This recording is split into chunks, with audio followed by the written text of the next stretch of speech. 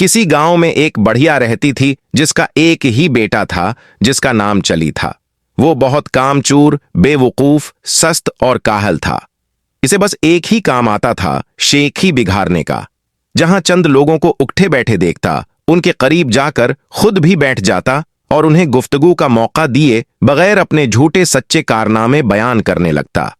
गांव के लोग उसकी इस आदत से बहुत तंग थे और उसका नाम ही शेख चली रख दिया था। वो अपने नाम की तरह बड़े बड़े ख्याली मंसूबे बनाता, लेकिन किसी पर अमल नहीं करता। एक दिन उसके ख्याली पुलाव पकाने की आदत से चढ़कर एक शख्स ने उससे कहा, शेख साहब, आप इतने बड़े मंसूबे क्यों बनाते हैं?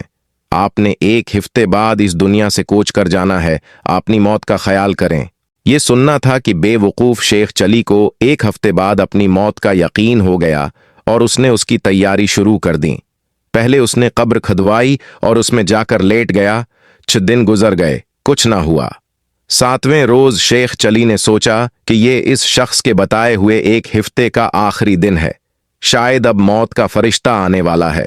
वो ये सोच ही रहा था कि उसके कान में आवाज पड़ी, अगर कोई अल्लाह का नेक बंदा अंडे की टोकरी मेरे घर पहुंचा दे तो मैं उसे इजरत में एक इशरफी दूंगा। शेख चली इशरफी का नाम सुनकर कब्र से बाहर निकल आया और अंडे की टोकरी उठाकर सर पर रख ली। ये देखकर टोकरी के मालिक ने कहा, शेख साहब, जरा संभाल कर ले जाना, अंडे टूटने न पाएं, वरना एक दमड़ी भी नहीं दूंगा, अल्टा हरजाना ले लूंगा।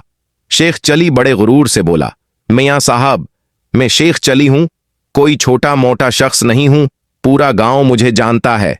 ये कहकर वो अंडे की टोकरी लेकर चल पड़ा।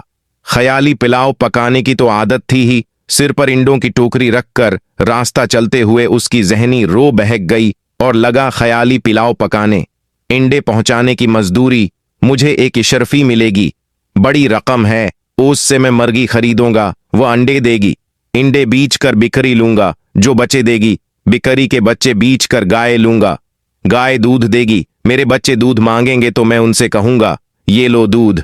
आतना कहते हुए उसने टोकरा पकड़े दोनों हाथ हटा लिए, जिसकी वजह से वो जमीन पर गिर पड़ा और सारे अंडे टूट गए। अंडे के मालिक ने जब यह मंजर देखा तो वो वो बका करते हुए बोला, हाय मेरे अंडे। दूसरी तरफ शेख चली रोते हुए दहाई दे रहा था, हाय मेरे बच्चे। दोनों की वजारी सुनकर लोग जमा हो गए और शेख चली की बात सुनकर उसे बावर कराया कि तुम्हारी तो शादी भी नहीं हुई, बच्चे कहां से आ गए जो तुम रो रहे हो? हाँ, इंडों के मालिक का।